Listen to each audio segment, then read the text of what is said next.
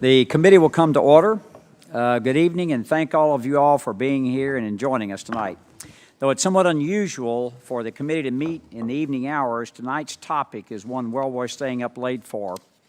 I want to keep our work this evening laser focused on the future, on how we can all work together to create a better, brighter, healthier one for our veterans and for the healthcare system that we built to serve them, rather than on rehashing mistakes that we've made long ago. Yet as we begin to move forward this evening, we must not lose sight of where we started. 3 years ago, next month, in this very room, the committee heard testimony from a veteran named Barry Coates, who spoke about waiting almost a year for care from a Department of Veterans Affairs medical facility in South Carolina. When Barry was finally seen, long after he should have been, he was diagnosed with stage 4 colon cancer that had spread to his liver and to his lungs. He passed away in January last year. It was Barry's story and accompanying allegations that 40 veteran patients had died while waiting to receive care from the VA Medical Center in Phoenix, Arizona, that kicked off a nationwide access and accountability scandal, the likes of which the VA had never seen. It also led directly to the creation of the CHOICE program and to the allocation of billions of more taxpayer dollars to increase access to care for veteran patients.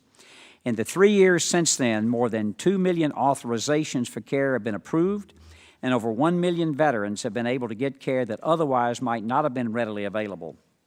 However, all of us around this dais continue to hear from veterans day after day experiencing lengthy and frustrating delays when attempting to schedule appointments through VA using CHOICE. In fact, just a couple of weeks ago, I was contacted by a veteran with a story much like Barry's. This veteran was diagnosed with cancer last fall and referred to CHOICE for treatment. While I'm relieved to say he is now receiving the care that he needs from the provider of his choice, he suffered through weeks of doubt due to a series of mishaps and miscommunication between VA, the third-party administrator managing CHOICE in this particular region, and the community provider who had agreed to treat him. It appears that 3 years after Barry's testimony, a lot has changed, but too much has stayed the same.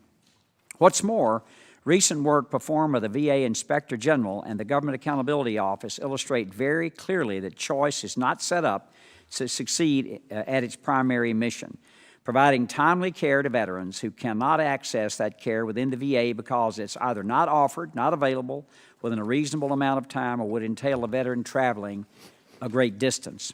For example, GAO is going to testify this evening that veterans could potentially wait up to 81 calendar days before receiving care due to the burdensome bureaucratic process that VA imposed on CHOICE. That is unacceptable to me, and I'm sure everyone in this room. I ran a practice in East Tennessee for over 30 years, and I assure you it does not have to be this complicated and should most certainly not take this long. Luckily, CHOICE is not the same program today as it was when it was reviewed by GAO and the IG last year, and it's certainly not the program that when it was first created. Through a series of 4 legislative changes and 70 contract modifications and counting, CHOICE has been continually improved upon and made stronger. But it remains far from perfect, and in far too many cases it fails the very veterans it was created to serve. I'm working diligently with the ranking member Waltz, with the Secretary and his senior leaders, and with our Senate colleagues, and with our Veteran Service Organization partners to chart a path forward for CHOICE and for all VA care and the community programs in short order. I hope to have draft language to share in the coming weeks and to have a VA healthcare reform bill on the President's desk this year. However, the first step to reforming CHOICE is making sure that there's a smooth transition to lead the way. This is why it is critical that this committee act tomorrow to mark up H.R. 369, a bill I introduced earlier this year to remove current 3-year sunset date from the CHOICE program. Absent legislation, CHOICE will begin shutting down in just a matter of weeks and will end completely in 5 short months from today, cutting off a key access avenue at a time when veterans are seeking care in the community more than ever before, and critically at a time when VA's non-CHOICE community care account is unable to absorb additional demand for care. VA is already facing a $3.4 billion deficit in the community care account next fiscal year that VA leaders have told the committee staff will require additional appropriations to address.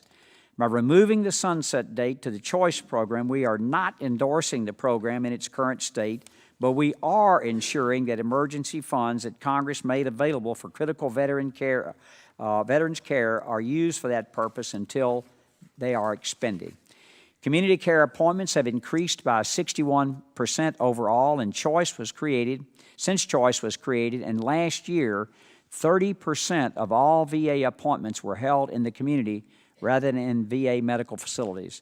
The future of VA relies on not only a strong VA healthcare system, but on a VA healthcare system that is inextricably linked with community resources to fill the gaps and meet the need of our veterans when and where they are.